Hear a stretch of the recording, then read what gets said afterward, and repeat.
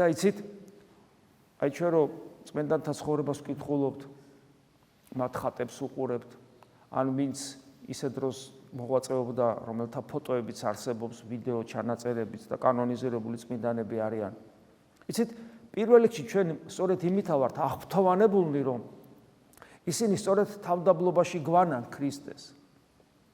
და მინდა გითხრათ, რომ არაფერი არ არის იმაზე უფრო მშვენიერი და ლამაზი, ვიდრე თავდაბალი ადამიანი. არ არსებობს უფრო მეტი სილამაზე სამყაროში. იმიტომ რომ ის ვინც აი ამ მთავარ თვისებაში ღმერთს ემსგავსება, ის ღმერთივით ეხლა რამდენად კადნიერად არ გამომივიდეს, მაგრამ მოდი ესე ვიტყვი მაინც, ის ღმერთივით მშვენიერი ხდება და დიდებული ხდება. ასეთი ადამიანები ამგვარნი არიან. იმიტომაც გვიზიდავენ წმინდანები.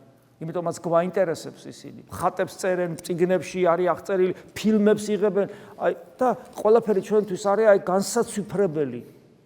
და მხოლოდ ერთი მიზეზის გამო, თავდაბლობის გამო, ქრისტესდარი თავდაბლობის გამო, რომელიც მათ ცხოვრებაში მოიხვეჭეს. აი ამის გაგება გვიჭირს ჩვენ და სწორედ ამიტომ არის, რომ სულიერი ცხოვრებაში ჩვენ ვერ ვიზდებით. თავდაბლობაა სწორედ ის, რომელზეც აღმოცენდება მორჩილება.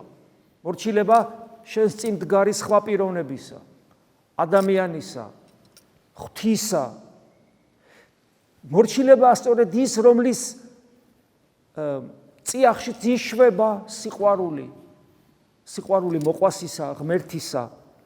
და ეს ყველაფერი ეფუძნება თავდაბლობას. მთელი წმინდა წერილი ამით არის გამსჭვალული.